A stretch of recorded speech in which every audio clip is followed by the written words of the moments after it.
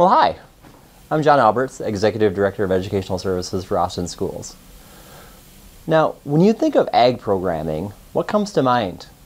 You know, typically for a lot of people, it involves things like livestock shows, maybe going out to a farm, maybe some blue jackets, you know, maybe getting a trophy that looks a little something like this. But ag programming these days, I think, is a lot different. And in particular, the ag education program here in Austin is very different. So let's go take a closer look at the ag program here in Austin.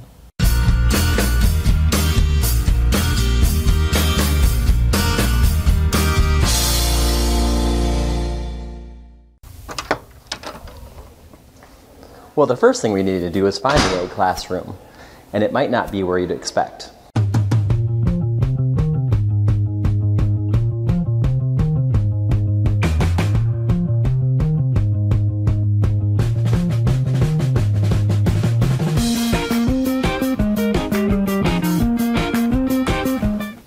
Well, here we are on third floor of Austin High School, and third floor on the south side is actually where all of our science classes are. And yes, you would find many of our ag classes now in the science wing of Austin High School, as it really does take on more of a food science and animal science type perspective.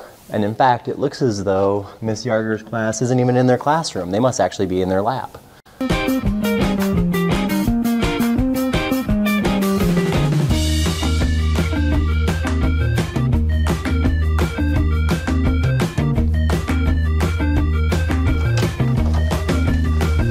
Well, there's Miss Yarger. Let's go talk to her.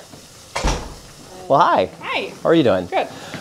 We're just trying to, learn a little bit more about the ag program here at Austin Public Schools, and in particular, some things that people might not know about what ag looks like in 2015 versus what they're used to with an ag program. Yeah. Ag classes have changed a lot since even 20 years ago. The ag program here at Austin is pretty science heavy, so our classes are science-based, focused on agriculture topics. So the class right now is food science, and we are doing a meats lab. So the students are currently trying to find out how much fat are in different ground meats, different varieties of meats, and we're cooking them up to taste test them. So if they can pick and choose what type of meats they like, and if they can tell the difference between different fats and meats. So it's really a lot more about, looking at, instead of just necessarily raising animals and things like that, it's really looking at, the spectrum of food and where it comes from and some of the science behind it then? Yep. So with the food science, we're looking more at the aspect of food, how it's prepared, how it's preserved, and compared to my animal science class where we look at the production from the animal being born to going off to slaughter, and then that's where food science picks up, is from slaughter to consumer. So you have two different ag classes you're running right now? Yeah, so I teach 5 different classes right now, currently.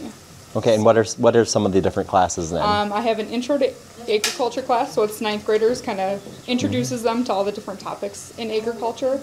And I have a small animals class, which we focus on more pet and companion animals. I have a wildlife management class, so we look at wildlife within Minnesota, deer, elk, moose, things like that. And then food science. Okay. So can we go see what they're up to? Check out what they're doing. So right now they are pulling out all the fat that sat overnight in the fridge from the meat that we cooked yesterday, and they are measuring and weighing how much fat, and they have to calculate roughly how much fat was in the meat that they cooked. And so it looks like there's 2 different kinds of meats here, right? Yep. So we have one is ground beef and one is turkey. Okay. And are those the only 2 meats you're doing, or are you doing? We did a ground chicken, and we did 2 other kinds of ground beef also to see the different fat levels in ground beef. So what are we seeing so far? Anything? Other than lots of fat? Actually, that one has very little fat compared to some of the other beef ones that we saw that had a thicker layer of fat that accumulated overnight. Okay. So why are you guys taking food science class? Get my agriculture credit for FFA. Okay, so for FFA. It's interesting. Yeah, why? Like, what makes it interesting? Out, like the foods and stuff, how you would find out the different ingredients and fats and stuff in them. What do you hope to do later in life? Do you know? I don't know. All right. That's okay. Anybody? Any ideas?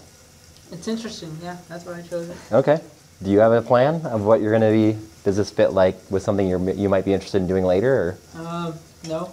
All right, that's cool. We tried to feed it, but And that's fine, you know. It exposes them to different things Yep. that, you know, students will deal with food Right. all their life. So getting the exposure now, knowing where food comes from, how it's utilized in the consumer market is a really good thing to learn now, and then they can carry the rest of their life, even if they don't go into anything food related as a career. boy, it smelled good in there. Well, I hope you enjoyed taking a look at the ag programs here in Austin and how they may look a little different from the ag programs that you would expect and maybe what you have in your mind. And again, this was a closer look.